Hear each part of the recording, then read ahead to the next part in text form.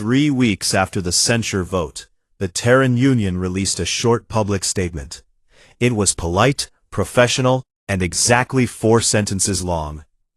It thanked the Galactic Conclave for its centuries of partnership. It wished all member species continued prosperity. It announced that all Terran diplomatic, military, and humanitarian operations beyond Sol-governed space were suspended effective immediately. And it closed with the words, "We look forward to future opportunities for cooperation." That was it. No anger, no threats, no dramatic speeches.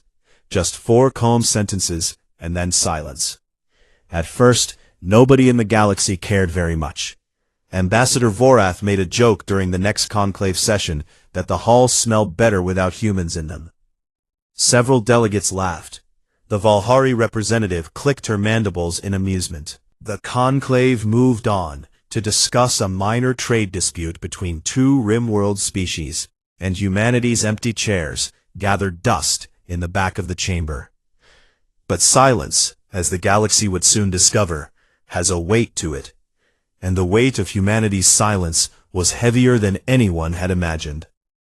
The first signs appeared on the border world of HFY.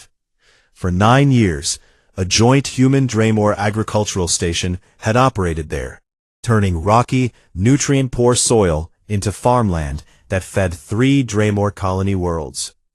The station was run by a quiet woman named Laura Bishop.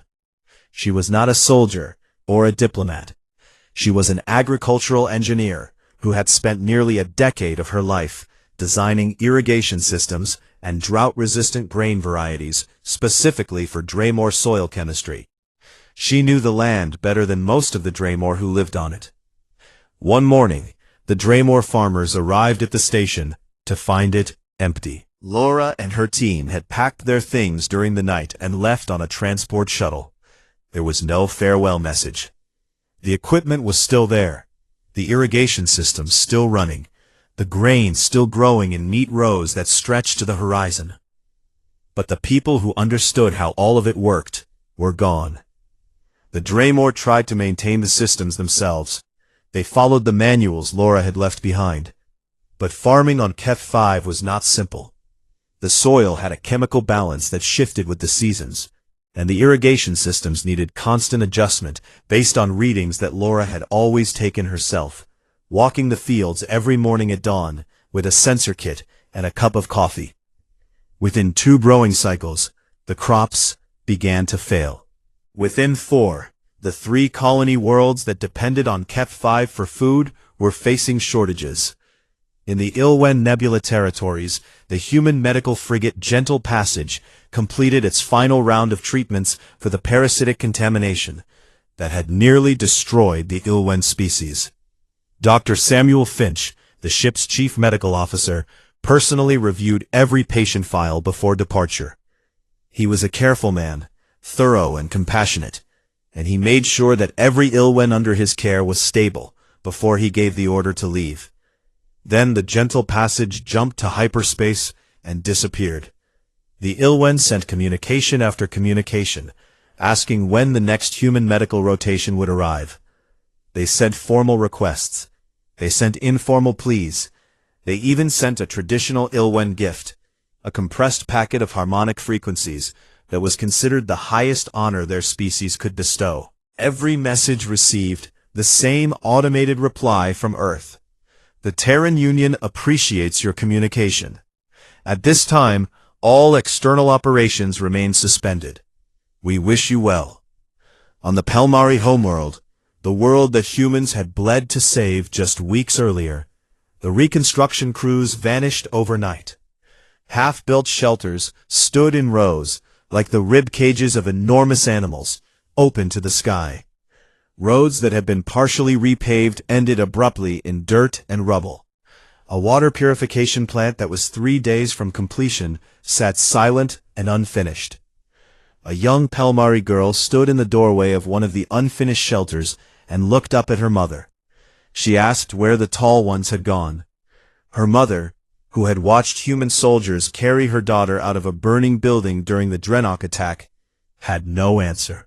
She pulled her child close and said nothing, because there was nothing to say. Back on Earth, Amy Dawson stood at her station on the orbital platform above the Atlantic Ocean and watched the incoming transmissions scroll across her screen. 17 species had filed formal requests for human assistance in the past week alone. Medical emergencies, agricultural crises, border disputes, infrastructure failures. Each one was urgent, each one was real, and each one received the same automated reply. She found Nathan Cole in the observation lounge, sitting in a chair by the window, with a cup of coffee in his hand.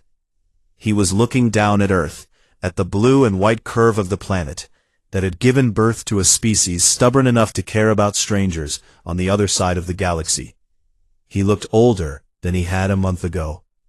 The lines around his eyes were deeper, and his hair had gone a little more gray at the temples. She asked if he thought they were doing the right thing. Nathan was quiet for a long time. He took a sip of his coffee and set it down on the table between them. Then he said, "We gave them everything, Amy. Our blood, our time, our best people.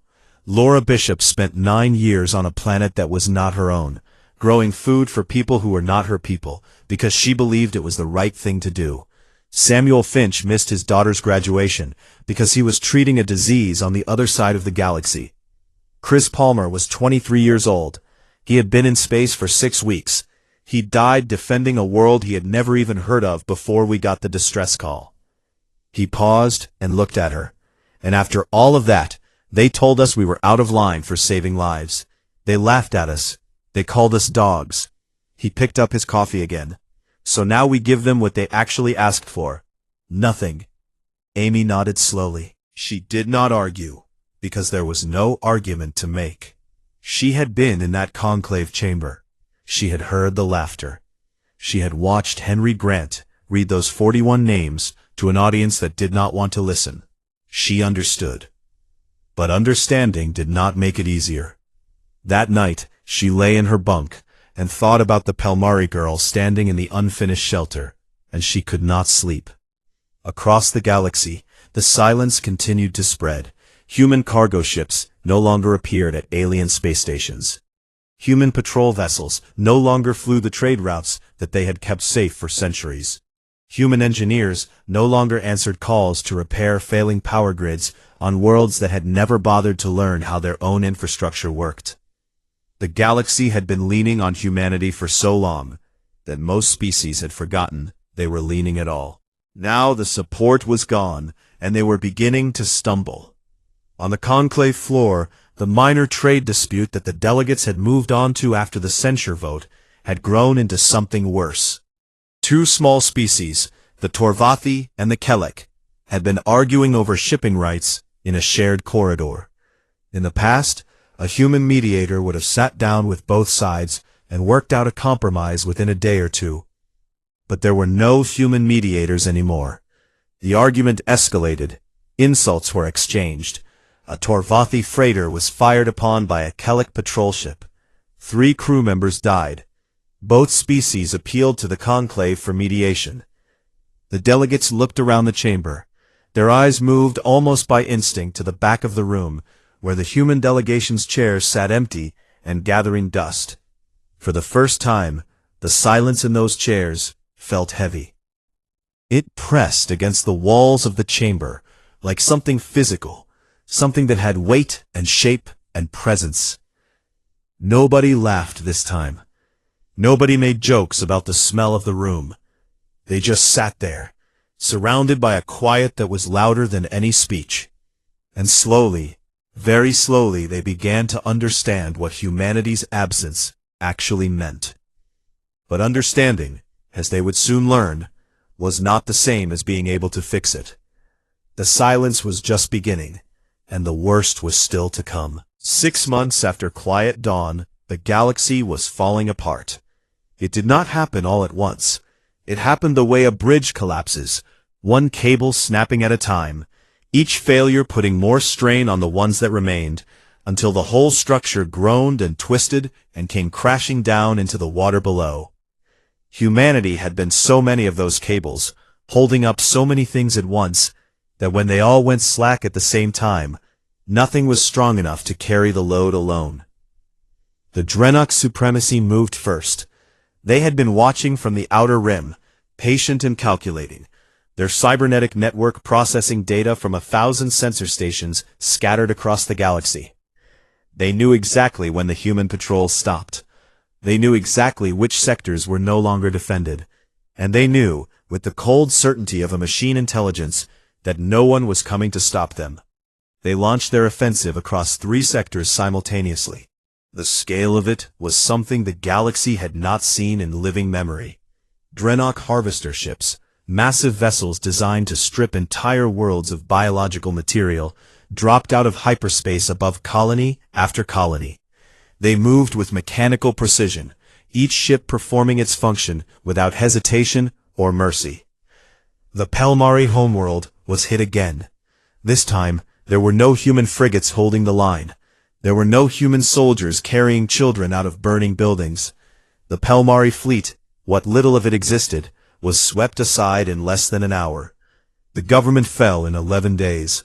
Millions of Pelmari fled in whatever ships they could find, pouring into neighboring systems like water through a broken dam.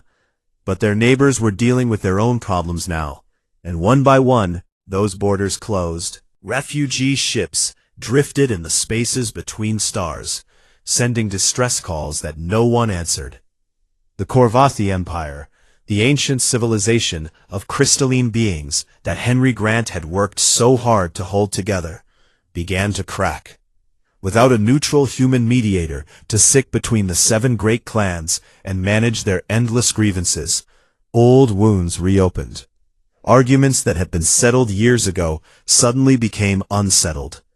2 clans declared independence. A third threatened to join them. Border skirmishes broke out along clan boundaries, and the sound of crystalline beings shattering each other echoed through corridors that had known peace for a generation. Ambassador Vorath, the same being who had called humans loyal hounds and laughed at their expense, sat in his chambers and composed a personal message to the Terran Union. He addressed it to Henry Grant by name. In it, he asked Henry to return. He did not demand. He did not issue conditions. He simply asked, and there was something in the careful arrangement of his words that might have been the Korvathi version of desperation. The message was sent across the void to Earth. It was received. The system logged it. And no one replied. The Valhari were collapsing in a different way. For decades, they had relied on human supply chain logistics to keep their interstellar trade networks running.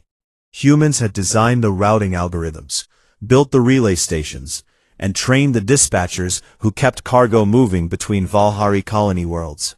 When the humans left, they took their knowledge with them, and the Valhari discovered that they had no idea how their own supply chains actually worked. Shipments went to the wrong systems. Critical medical supplies sat in warehouses on one world, while people died, for lack of them, on another. Entire colonies began to run out of basic necessities. The Valhari Queen, a being of immense age and dignity, did something that no Valhari monarch had done in 10,000 years of recorded history. She sent an emissary to Earth's border. It was an act of humility so profound that it shook the foundations of Valhari culture. The emissary arrived at the edge of Terran space in a small unarmed vessel and requested permission to enter. A single human officer met the ship at the border station. Her name was Diane Keller. She was 26 years old, junior in rank, and had been assigned to this quiet post precisely because nothing was supposed to happen here. She stood in the docking bay in her pressed uniform and looked up at the Valhari emissary, a tall insectoid figure wrapped in ceremonial silks, and politely informed it that Terran space was currently closed to foreign diplomatic vessels. She offered the emissary water and fuel for the return journey. The emissary accepted both, stood in silence for a moment, as if waiting for something more, and then turned and walked back to its ship. It left without a word. Diane Keller watched the Valhari vessel disappear into the dark, and felt something she could not quite name. It was not satisfaction. It was not guilt. It was something in between, something complicated, like watching a house burn down and knowing you had every right to walk away, but still feeling the heat on your back. On Earth, Nathan Cole attended a memorial service for the 41 sailors who had died defending the Palmari homeworld 6 months earlier. It was held in a quiet cemetery outside of Houston, under a sky so blue it almost hurt to look at. He stood beside the mother of Ensign Chris Palmer, a 23-year-old who had been on his very first deep space assignment when the Steadfast jumped to Palmari space. Chris's mother was a small woman with gray hair and steady eyes. She held Nathan's hand during the ceremony and told him afterward that she was glad her son's sacrifice had meant something, that the people he died for were safe. Nathan looked at her face and could not bring himself to tell her about the censure vote. He could not tell her that the conclave had punished humanity for the very act that killed her son. He could not tell her that the Palmari homeworld, the world Chris had died to protect, had been invaded again, and this time no one had come to save it. He squeezed her hand and said that Chris was a fine officer and that she should be proud. Then he walked to his car and sat behind the wheel for 20 minutes without starting the engine. Meanwhile, in a research hospital in Chicago, Dr. Samuel Finch was trying to save lives in a different way. He had received an anonymous data packet containing medical readings from the Ilwen territories. The parasitic contamination was coming back. Without the continued treatment that the gentle passage had been providing, the Ilwen's immune responses were failing. Millions could die within a year. Samuel sat in his office and stared at the data. He ran the numbers 3 times, hoping he had made a mistake. He had not. He drafted a proposal to the Terran Union Medical Corps requesting permission to send a volunteer team back to the Ilwen territories. It was a modest proposal. Just 1 ship, a small crew, enough supplies for 6 months. He sent it through official channels and waited. The proposal was acknowledged, it was filed, it was not approved. Samuel closed his laptop and sat in his dark office for an hour, listening to the sound of the city outside his window and wondering what kind of people they were becoming. On the conclave floor, the mood had changed completely. Species that had voted to censure humanity 6 months ago now proposed resolutions to invite them back. But the resolutions were still written in the old language, the language of the powerful speaking to the weak. They were full of conditions and caveats and careful phrases that said in so many words, "We will allow you to return to your previous role."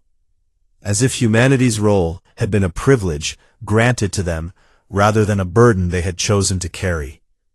The Terran Union's automated system filed each resolution and responded with the same polite, empty message it had been sending for months. The delegates read the responses and felt, perhaps for the first time, what it was like to speak into a void and hear nothing come back. The final scene of this chapter took place in deep space, far from Earth and far from the conclave. A Drenok war fleet, the largest ever assembled, jumped into the Korvathi core system. It was the heart of one of the oldest civilizations in the galaxy, a place of beauty and history and light. The Drenok did not care about any of those things. They cared about raw material, and the Korvathi core system was rich with it. Every species in the conclave received the distress signal. It screamed across every frequency, a desperate cry for help from a civilization that had stood for longer than most species had existed. The delegates looked at each other across the conclave chamber.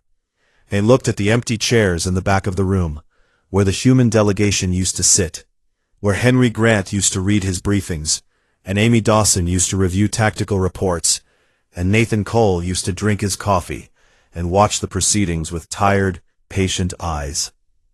The chairs were empty. The room was full of people, and yet it had never felt so hollow. No one was coming, and the Dreadnought knew it. The siege of the Korvathi core system lasted 44 days, and every single one of them was a nightmare. The Dreadnought moved through the system with the terrible patience of something that does not feel pain and does not understand mercy.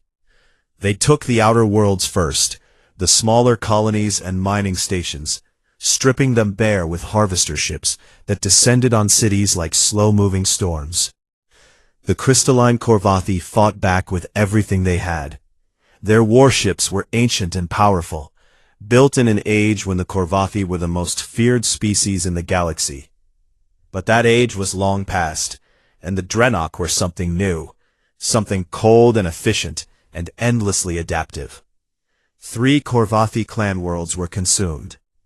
Billions of crystalline beings, each one a living record of thousands of years of history, were broken down into raw material and fed into the Dreadnought network. The galaxy watched through long-range sensors and did nothing, because there was nothing it could do. The Conclave passed resolutions of condemnation. The resolutions meant nothing to the Dreadnought. Words had never stopped a harvester ship.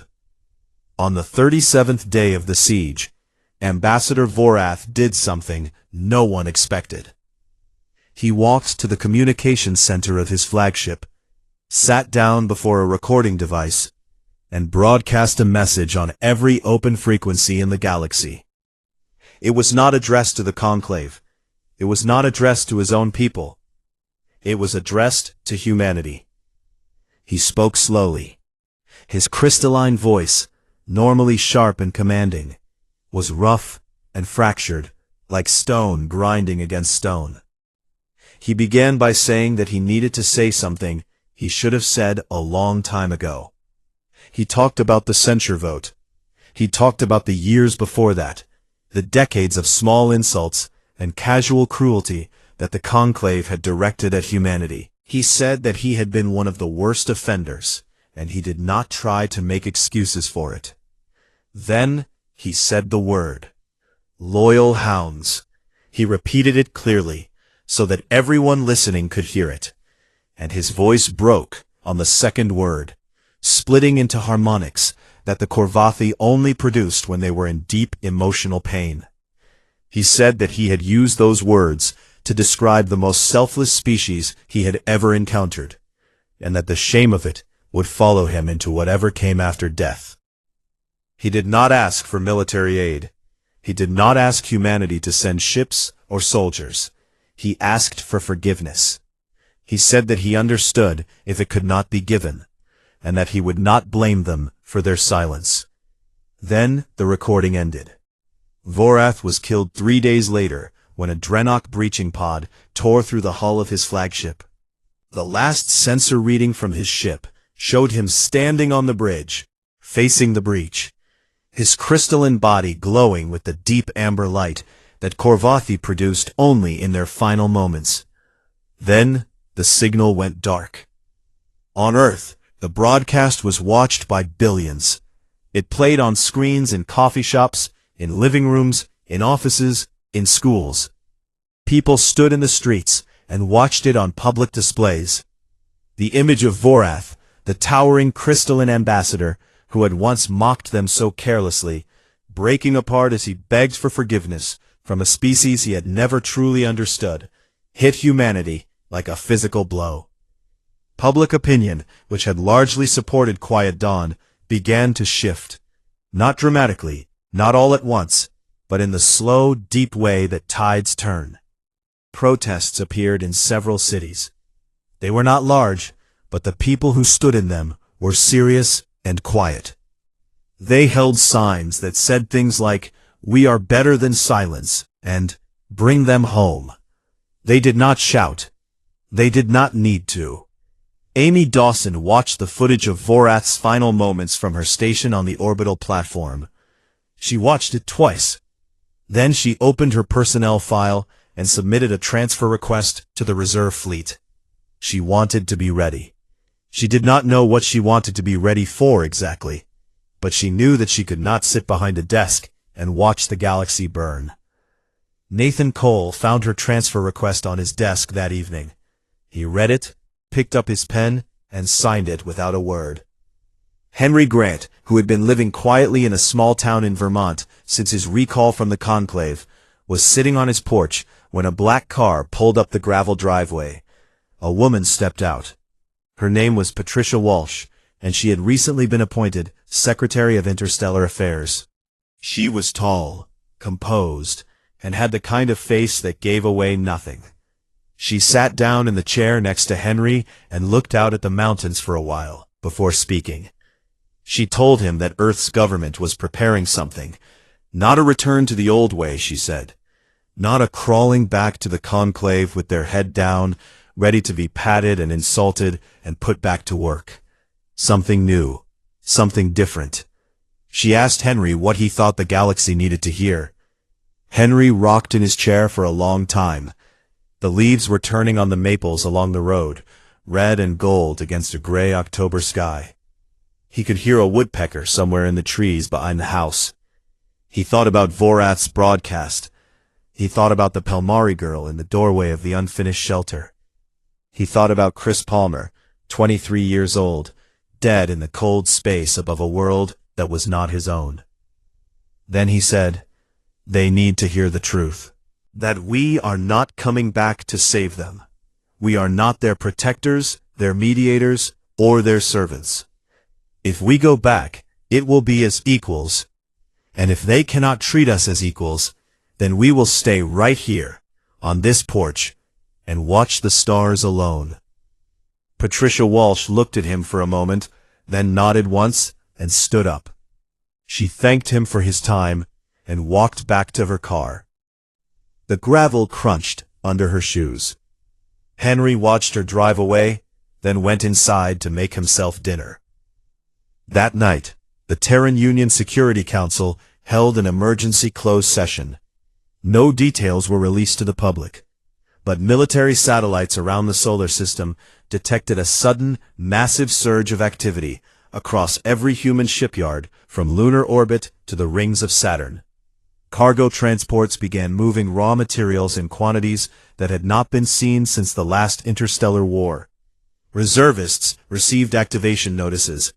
Engineering corps were deployed to classified locations. Something enormous was being set in motion. Meanwhile, the galaxy continued to bleed. The Drenok had consumed 4 civilizations in 6 months. The Ilwen parasitic crisis had become a full epidemic, spreading through their nebula territories faster than their weakened immune systems could fight it. The Valhari Queen, who had sent her emissary to Earth's border in an unprecedented act of humility, had died of a stress-related illness. She was the first Valhari monarch in 10,000 years to die of anything other than old age. Her people mourned her and did not know what to do next. Dozens of smaller species had simply vanished. Their worlds were dark. Their signals were silent. Their names were being forgotten already, because the galaxy had a short memory for the weak. In the deep reaches of the Sol system, past the orbital platforms, past Mars, past the asteroid belt, in the vast and ancient shipyards that orbited Jupiter like iron moons, something was being built. It was so large that the construction crews could not see the whole of it at once. They worked on sections, trusting that the blueprints they followed would bring all the pieces together into something coherent. The scaffolding alone was the size of a small city. Diane Keller, the young officer who had turned away the Valhari emissary at the border, had been promoted and reassigned to the project. She stood on an observation platform and looked out at the skeletal frame of the ship taking shape against the orange glow of Jupiter's atmosphere. It was not a diplomatic vessel. It was not a medical frigate. It was something else entirely. Something that made the hair on the back of her neck stand up in a way she could not explain. She turned to her commanding officer, a weathered man named Captain Paul Hernandez, who had spent 30 years building ships and had never seen anything like this. She asked him what the ship was called. Paul looked at her with steady eyes. "They are calling it the Covenant," he said. And when it launches, the galaxy will understand something they should have understood a long time ago. That when humans walk away, it is not because we are weak. It is because we were the only thing standing between them and the dark. He paused and looked back at the growing shape of the ship. And now they have seen the dark. Diane Keller said nothing. She stood there on the platform, watching the Covenant take form, and felt something building in her chest that she had not felt in a very long time. 1 year after Quiet Dawn, the Covenant launched. It rose from the Jupiter shipyards like something alive, its hull so massive that it bent the light around it and cast a shadow across the moons below. But the Covenant was not alone. Behind it came the fleet, 12 carrier groups, 400 warships, 60 hospital ships, and 30 agricultural transports, stretching across the darkness of space in a formation so vast that long-range sensors across the galaxy picked it up simultaneously. Every species that had the technology to look saw the same thing at the same moment. Humanity was moving. Standing on the bridge of the Covenant was Nathan Cole, now Fleet Admiral. He wore his uniform the same way he always had, a little rumpled, as if the rank did not fit him quite right, and he knew it. Beside him stood Amy Dawson, sharp-eyed and ready, her hands resting at her sides, with the calm stillness of someone who had been waiting for this moment for a long time. Henry Grant stood near the communications console, his datapad in hand, reading through the words he had spent weeks writing and rewriting. Behind them, scattered across the fleet in their respective ships, were all the others. Samuel Finch, aboard the hospital ship Grace. Laura Bishop, aboard the agricultural transport Greenfield. Diane Keller at the weapons console of the Covenant. And Paul Hernandez in the engineering bay, listening to the heartbeat of the ship he had built with his own hands. But the fleet did not move forward. It held position at the edge of Sol space, visible to every sensor in the galaxy, and it waited. Henry Grant stepped forward to the communications console and opened a channel on every frequency known to the galactic community.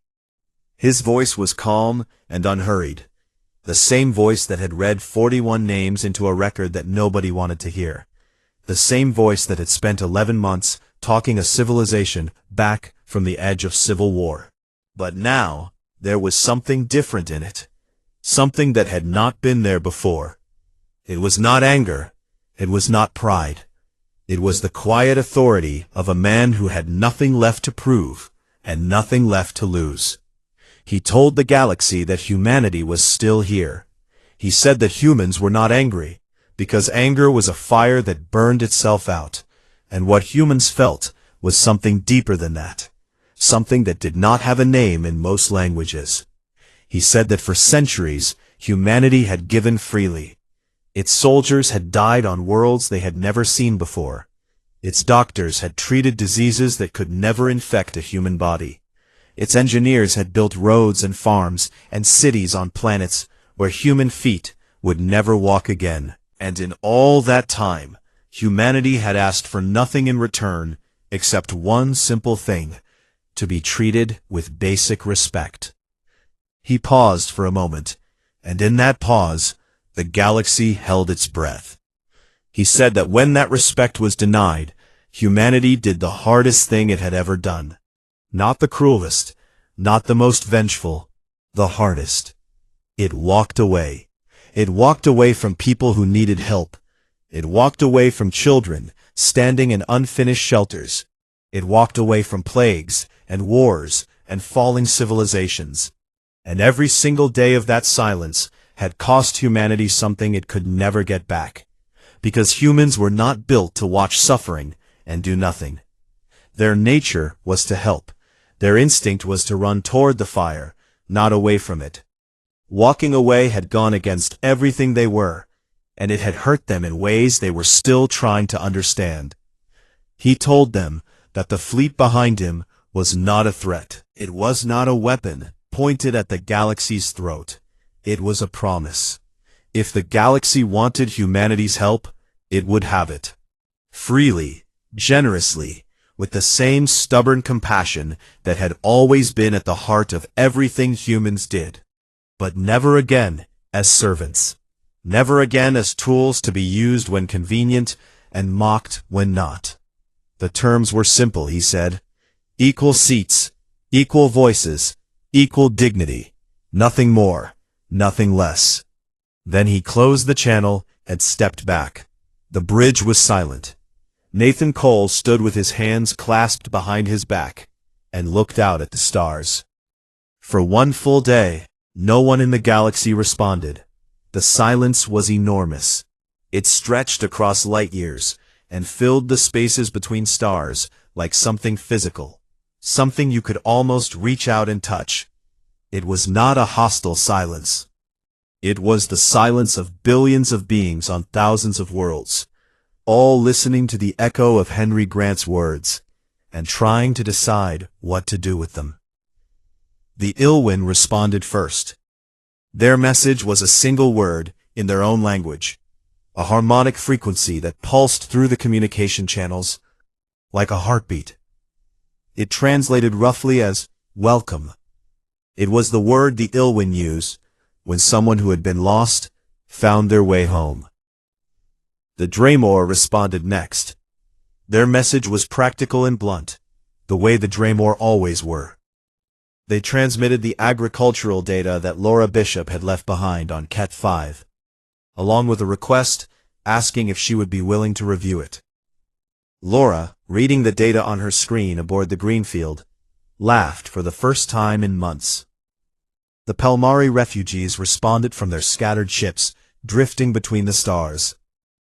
It was a morning hymn, ancient and beautiful, with harmonies that moved through frequencies humans could barely hear. But it had a new verse, one that had never existed before.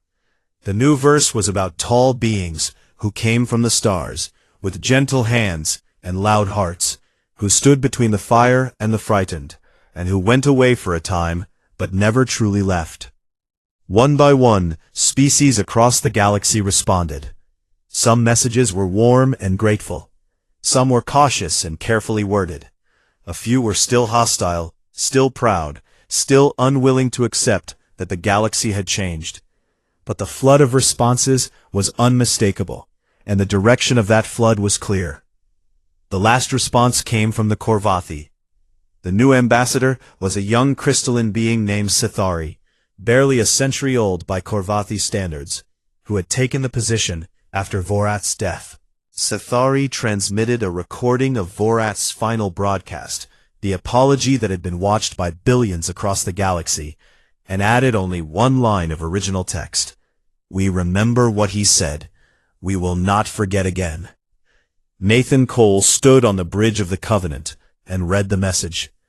He was quiet for a long time. Amy Dawson stepped up beside him and asked for orders. He looked at her, and for just a moment, she saw something in his eyes that she had never seen before. It was not relief. It was not triumph. It was the look of a man setting down a weight he had been carrying for so long that he had forgotten what it felt like to stand up straight. He said, "Take us out. All ships. Formation daybreak." The fleet moved. Hospital ships jumped to the Ilwen territories. Agricultural transports set course for Draymore space. Carrier groups deployed to the sectors where the Draenok were still consuming worlds. The Covenant itself turned toward the Korvathi core system, where 3 occupied worlds still waited in the dark. The Draenok received the sensor data of the incoming human fleet, and for the first time in their collective memory, experienced something new in their strategic calculations. It was not fear. The Draenok did not feel fear, but their network processed the data and returned a result that had no clean solution, no efficient counter, no optimal response. The query passed from node to node across their entire civilization, a single question repeating endlessly through their collective mind. Why are they coming back? Dr. Samuel Finch, aboard the Grace, prepared his medical teams for the work ahead. He pinned a small photograph of Ensign Chris Palmer to the wall of his station. Not of the cost of caring, but of the reason for it. Laura Bishop aboard the Greenfield pulled up the Draymore soil data and began sketching new irrigation plans on her datapad. She smiled as she worked. The soil chemistry had shifted in her absence, but she could see what needed to be done. She had always been able to see what needed to be done. Diane Keller, at the weapons console of the Covenant, locked targeting solutions on the Drenok orbital platforms above the Korvathi worlds. Her hands were steady. Her breathing was even. She waited for the order. Nathan Cole gave the order. The battle for the Korvathi core system lasted 9 hours. The Drenok fought with the mechanical efficiency that had made them the terror of the galaxy.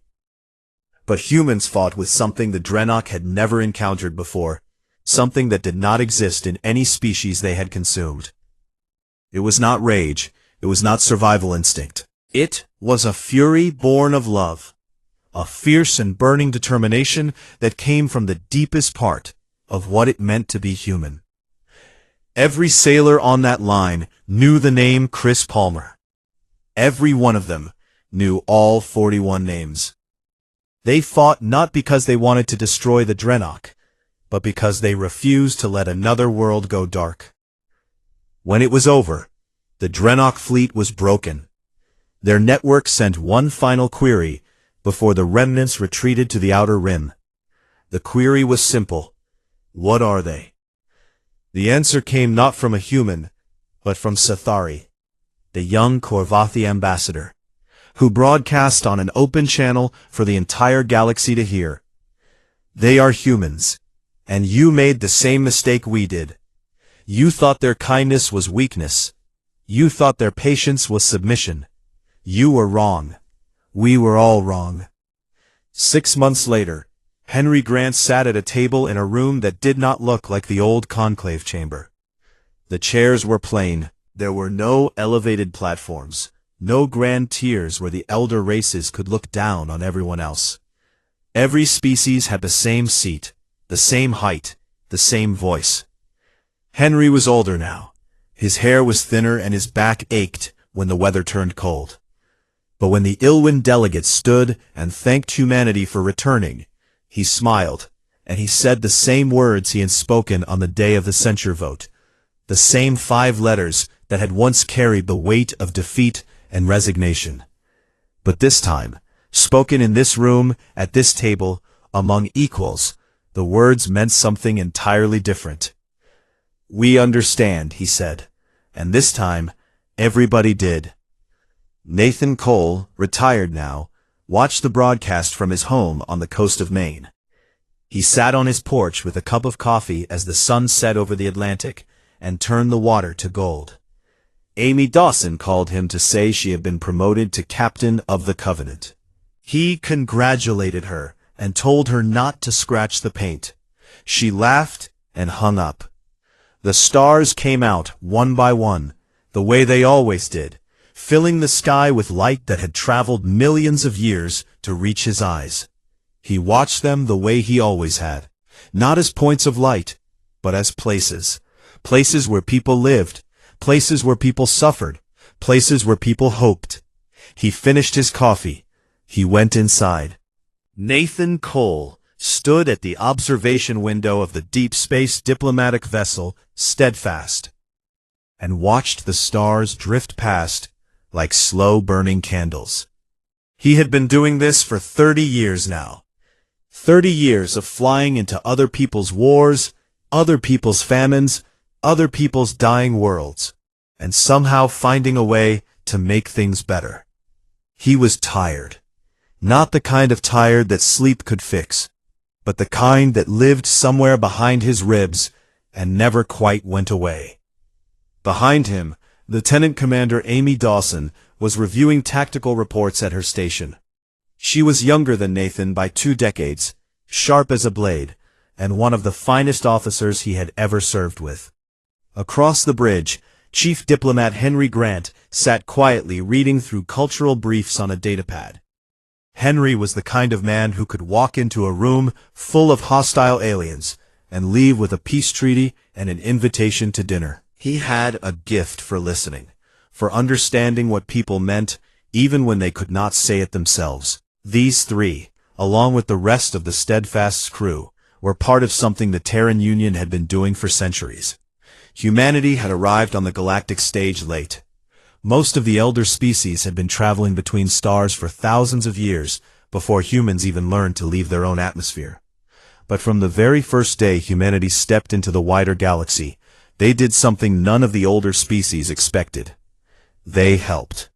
When the insectoid Valhari went to war with the reptilian Draymore over mineral-rich border systems, it was a human delegation that sat between them and talked until both sides agreed to stop shooting. When the gaseous Ilwen, gentle beings who lived inside vast nebula clouds, were being slowly eaten alive by a parasitic organism, it was a human medical fleet that spent 3 years developing a cure. When the ancient Korvathi Empire, a civilization of towering crystalline beings who had existed for longer than most stars, nearly tore itself apart in a civil war, it was Henry Grant who traveled to their homeworld alone. He spent 11 months living among their clans, learning their customs, eating their food, sleeping on their floors, and piece by piece, he stitched together a piece that no one else in the galaxy thought was possible. Humanity gave and gave and gave, and the galaxy took. The Galactic Conclave was the governing body of known space. It was old, slow, and deeply political. The elder races controlled the important seats. Humanity had a chair at the table, but it was a small chair, tucked in the back, and most of the time the other delegates pretended it was not there.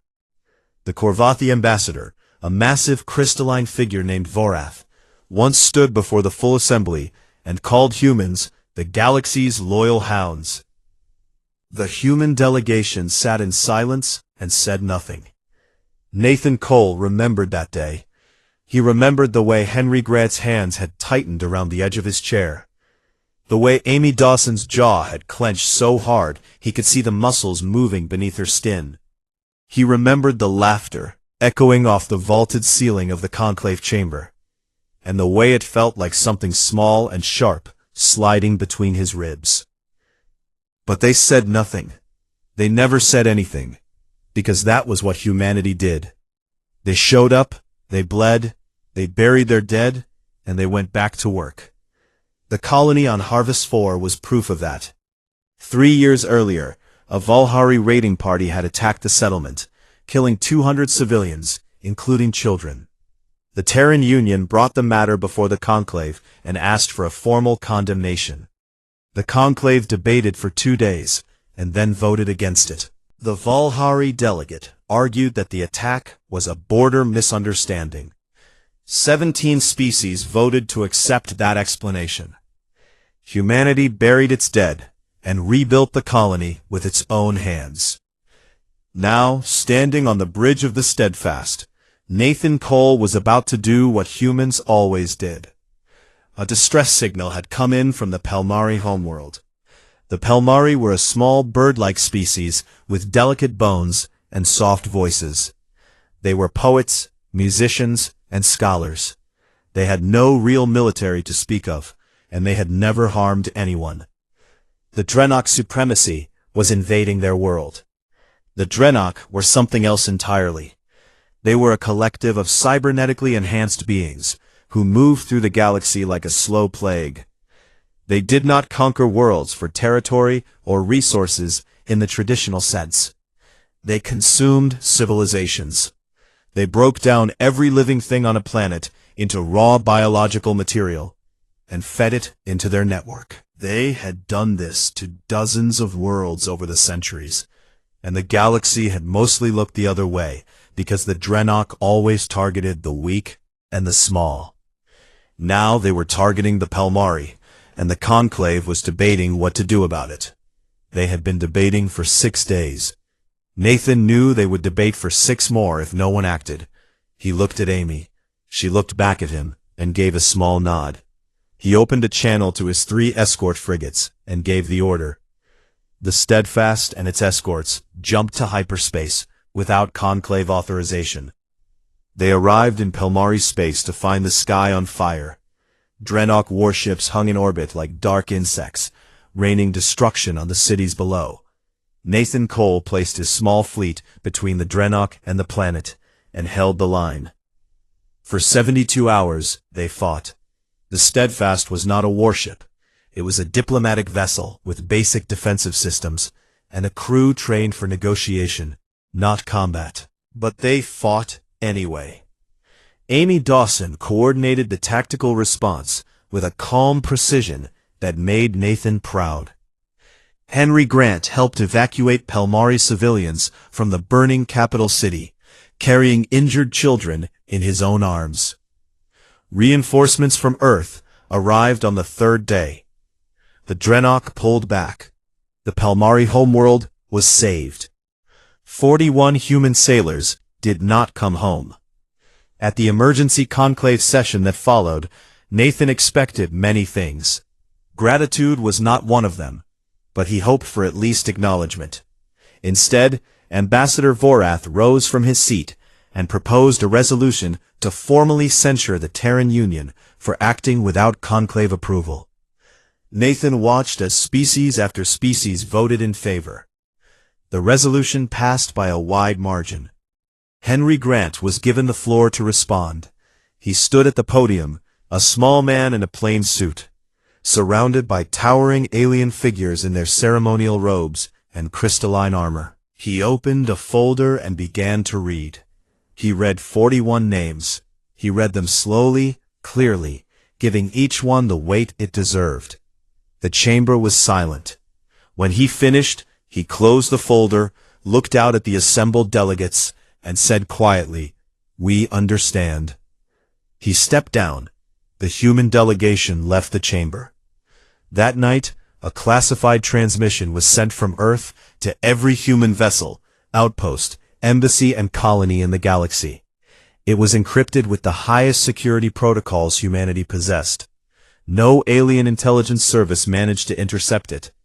The transmission contained a single directive, stamped with a code name that would later become the most important 2 words in galactic history: Quiet Dawn. No one outside of humanity knew what it meant. Not yet. But in the weeks and months to come, every species in the galaxy would learn. And by then, it would be far too late to take back the laughter, the insults, and the 41 names that Henry Grant had read into a record that no one had wanted to hear.